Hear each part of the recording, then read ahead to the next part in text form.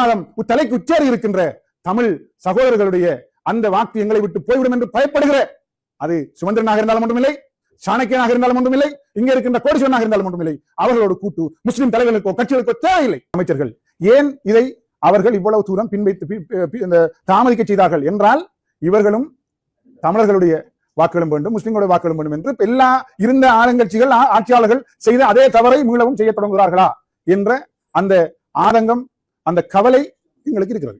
இதனை இந்த பிரச்சனையை தீர்ப்பது யார் என்ற கேள்வி எடுத்தால், இப்போது இந்த முகநூல்களிலே முஸ்லிம் தலைவர்கள், முஸ்லிம் கட்சிகள் என்று பேசுகின்ற ஒரு மிகப்பெரிய அபத்தம் இருக்கிறது.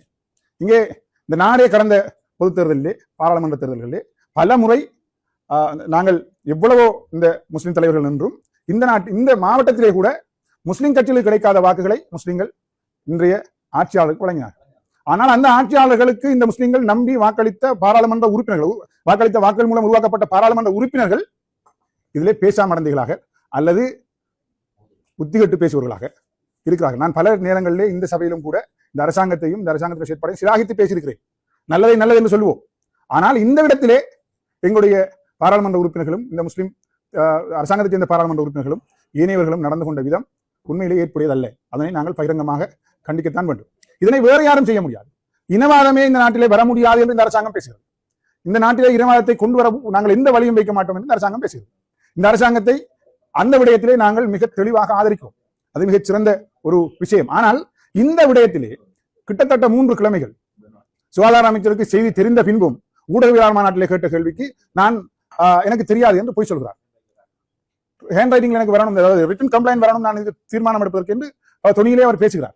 இது ஒரு பொறுப்பு வாய்ந்த அமைச்சருக்கு பொருத்தமானதல்ல. அதே நேரம் இந்த விடயத்திலே நேர்மையான தீர்மானம் ஒன்று எடுப்பதற்கு இந்த 3 வாரங்கள் இந்த அரசாங்கத்துக்கு தேவைப்பட்டுக் கொண்ட தேவையே இல்லை. எத்தனையோ பேரை இன ரீதியாக பிரிவுபடுத்துவதற்கான காலத்தை வாங்கிக் கொண்டிருக்கிறது. மிக இலகுவாக இதனை தீர்த்து முடித்திருக்கலாம் இந்த அரசாங்கம், இந்த அரசாங்கத்தின் அமைச்சர்கள்.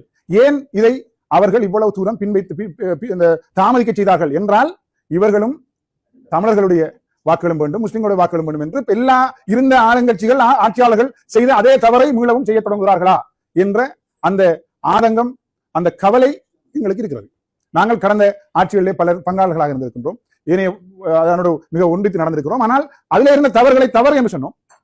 இப்போதும் வந்திருக்கின்ற ஆட்சியிலே நாங்கள் இல்லை, நாங்கள் எதிர்கட்சியில் இருக்கிறோம். ஆனால் நல்ல விடயங்களை ஆதரித்தே பேசியிருக்கிறோம். இன்றைய தவறு தவறு என்றே பேச வேண்டும். இதனை இந்த அரசாங்கம் எப்போதோ ஒரு சேக்குலரிலோ அல்லது ஒரு தொலைபேசி அழைப்பிலோ இதனை முடித்திருக்கலாம். ஆனால் முடிக்கவில்லை. முடித்து விட்டேன் என்று பாராளுமன்ற உறுப்பினர் சொல்கிறார். ஆனால் எதுவுமே முடியாது. அப்படி வேறு யாரோடு இருக்கின்ற எதிர்கட்சியில் இருக்கின்ற நாங்கள் பாராளுமன்ற உறுப்பினர்கள், ஏனைய முஸ்லிம் தலைவர்கள் இதை எதை செய்ய வேண்டும்? அதை அரசாங்கத்தோடு தான் பேச வேண்டும். அரசாங்கம் தான் நிறைவேற்ற வேண்டும். அரசாங்கத்துக்கு அழுத்தங்களை கொடுப்பதை தவிர வேறு வழி இல்லை எங்களுக்கு. அதனைத்தான் எங்களுடைய உறுப்பினர் நியாஸ் அவர்கள் ஒரு மக்கள் போராட்டத்தை அவருடைய நிலையிலிருந்து அவரை தான் செய்யலாம். அவர் ஒரு பிரதேச சபை உறுப்பினர். அந்த பிரதேச மக்களை ஒன்று சேர்த்து தன்னுடைய எதிர்ப்பை வெளிக்காட்டும். அதை விட வேறு எதையும் செய்ய முடியாது. ஆனால் மட்டத்தில் ஒவ்வொரு மட்டத்தில் இருக்கின்றவர்கள் அரசாங்க பாராளுமன்ற உறுப்பினர்களாக இருக்க உரிய அமைச்சரை சந்திக்க வேண்டும். அந்த அமைச்சரிடம் இது தொடர்பாக தங்களுடைய அழுத்தத்தை கொடுக்க வேண்டும். அதை செய்திருக்க வேண்டும். செய்யவில்லை. ஒரு சிலர் செய்தார்கள். ஒரு சிலர் அரசாங்க அமைச்சர்களோடு நேரடியாக பேசினார்கள், அவர்களுக்கு அழுத்தத்தை கொடுத்தார்கள். ஆனால் இன்று தீர்வு என்று சொல்லப்படுவதாக கேள்விப்படுகிறேன். இன்னும் எனக்கு உத்தியோகமான செய்தியான தெரியாது. ஆனால் அவர்கள் இடமாற்றம் செய்யப்பட்டு விட்டார்கள் என்பது. இது காலில் காயம் வந்தது காலை வெட்டின கதை. காலில் காயம் வந்தால் காலை வெட்டுறல, காலுக்கு காயத்துக்கு தான் வந்து சேரும். இது ஒரு மிக மடத்தனமான தீர்மானம். ஒரு தீர்மானம் என்பதை மிக வன்மையாக கண்டித்து நானும் இந்த இடத்திலே எங்களுடைய நியாஸ் அவர்களுடைய கௌரவ உறுப்பினர்களுடைய பிரேரணையை வழிமொழிகிறேன். அதைவிட முக்கியமாக இந்த இடத்திலே நான் ஒரு கட்சியினுடைய பிரதி செயலாளர் நாயகம், எங்களுடைய கட்சியும் இந்த 6 தமிழ் பேசும் கட்சிகள், அதை கூட அவர்களுக்கு தமிழ் முஸ்லிம் கட்சிகள் என்று சொல்ல முடியாது, தமிழ் பேசும் கட்சிகள், அதே கூட நான் என்னுடைய தனிப்பட்ட கருத்தில் அதை நான் வன்மையாக கண்டிக்கிறேன். தமிழ் முஸ்லிம் கட்சிகளின் கூட்டு, 6 கட்சிகளின் கூட்டு ஜனாதிபதி அண்மையிலே சந்தித்தது, ஒரு கூட்டமைப்பு உருவாக்கப்பட்டது. எதற்காக? இதுல எனக்கு மிகப்பெரிய இந்த விடயம் நேரடியாக தமிழர்களோடும் முஸ்லிம்களோடும் சம்பந்தப்பட்ட விடயம். வேறு சிங்கள சமூகத்திற்கோ அல்லது சிங்கள அரசியல்வாதிக்கோ நேரடியாக தொடர்பாக இல்லை அவர்கள் அமைச்சர் அரசாங்கம் என்பதை தவிர. ஆகவே ஒரு பிரச்சனை எங்களுக்குள்ளே வருகிற போது இவற்றை உடனடியாக தீர்ப்பதற்கு இந்த கூட்டமைப்பு ஏன் இதுவரை கூடவில்லை என்பது இந்த முஸ்லிம் தமிழ் தலைவர்கள் மீது எனக்கு இருக்கின்ற ஆத்தம். நான் எங்களுடைய தலைவர்களை பற்றி சொல்லியிருக்கிறேன். உடனடியாக செய்திருக்க வேண்டியது இந்த முஸ்லிம் தமிழ் கூட்டமைப்பு சுகாதார அமைச்சரையோ ஜனாதிபதி சந்தித்திருக்க வேண்டும். முஸ்லிம்களின் தமிழர்கள் நாங்கள் ஒற்றுமையா இருக்கிறோம், கலாச்சாரங்களுக்கு எந்த பிரச்சனையும் இல்லை, அவரவருடைய கலாச்சார உடையை அவரவர் அணியட்டும் என்ற செய்தியை அந்த சுகாதார அமைச்சருக்கு தமிழ் முஸ்லிம் தலைவர்களாக இவர்கள் ஒன்றைத்து போய் சொல்லியிருந்தால் இன்று எந்த பிரச்சனையும் வந்திருக்காது. ஆனால் கொதிநிலை இருக்கின்ற தமிழர்களுடைய வாக்கு போய்விடும் என்று பயப்படுகிற தமிழ் தலைவர்களோட முஸ்லிம் தலைவர்கள் கூட்டு தேவையில்லை. அப்படியானவர்கள் எங்களுக்கு தேவையில்லை.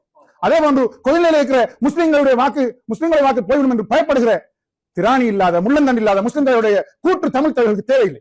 இது இந்த சந்தர்ப்பத்திலே கொதிநிலையில் இருக்கிற இனவாதம் தலைக்கு உச்சேறி இருக்கின்ற தமிழ் சகோதரர்களுடைய அந்த வாக்கு எங்களை விட்டு போய்விடும் என்று பயப்படுகிற, அது சுமந்திரனாக இருந்தாலும் ஒன்றுமில்லை, சாணக்கியனாக இருந்தாலும் ஒன்றுமில்லை, இங்க இருக்கின்ற கோடீஸ்வரனாக இருந்தாலும் ஒன்றுமில்லை, அவர்களோடு கூட்டு முஸ்லிம் தலைவர்களுக்கோ கட்சிகளுக்கோ தேவையில்லை. இது தொடர்பாக அவர்கள் கிஞ்சித்தும் வாய் திறக்கவில்லை. கோடீஸ்வரன் தனியே ஒரு வசனத்தை மாத்திரம் பேசினார், பிரச்சனை தீர்ந்து விட்டது. என்ன செய்துட்டு டிரான்ஸ்பர் கொடுத்துட்டோம். அப்ப எடுப்போம். தமிழ் கல்முனை வடக்கு ஆதார வைத்தியசாலை தமிழ் வைத்தியசாலை, கல்முனை தெற்கு ஆதார வைத்தியசாலை அஷ்ரப் ஞாபகம் முஸ்லிம் வைத்தியசாலை, இப்படியா நாங்கள் செய்வது? அதனை ஒரு இனவாதமாக பேசுகிறார்கள். கல்முனை தெற்கு ஆதார வைத்தியசாலை உருவாக்கப்பட்டது எல்லாருக்குமே தெரியும். நாங்கள் எல்லோரும் எங்களுடைய பிரதேசத்தினுடைய பெரும் வைத்தியசாலை, ஒரு பொது வைத்தியசாலையாக வந்திருக்க வேண்டிய வைத்தியசாலை கல்முனை வடக்கு ஆதார வைத்தியசாலை தான். அது கல்முனை வடக்கு ஆதார வைத்தியசாலை இருக்கவில்லை, கல்முனை ஆதார வைத்தியசாலை. அதில் எங்களுக்கு எந்த மாற்று கருத்தும் இல்லை. ஆனால் எப்போது அதுக்கு மாற்றாக ஒரு வைத்தியசாலை தேவைப்பட்டது, எப்போது எங்களுக்கு மட்டக்களப்பு வந்தாரமுலை கிழக்கு பல்கலைக்கழகத்துக்கு மாற்றாக ஒரு தென்கிழக்கு பல்கலைக்கழகம் எங்களுக்கு எப்போது தேவைப்பட்டது? எங்களுக்கு சுதந்திரமான நடமாட்டம் செய்ய முடியவில்லை. கல்முனையில் இருக்கின்ற மக்கள், ஏன் இந்த பிரதேசத்தில் இருக்கின்ற மக்கள் கல்முனை அந்த கடற்கடைப்பள்ளி வீதியை தாண்டி செல்வதற்கு முடிந்திருக்கவில்லை.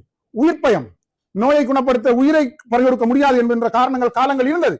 அதனால் மாற்று திட்டங்களை பற்றி யோசித்து அந்த வைத்தியசாலைகள் தரம் உயர்த்தப்பட்டன. அதே போன்று இந்த தென்கிழக்கு பல்கலைக்கழகங்கள் உருவாக்கப்பட்டன. அது தேவை நிமித்தம் வந்தது. எங்களுக்கு பயணம் செய்யக்கூட முடியாத நிலைமை.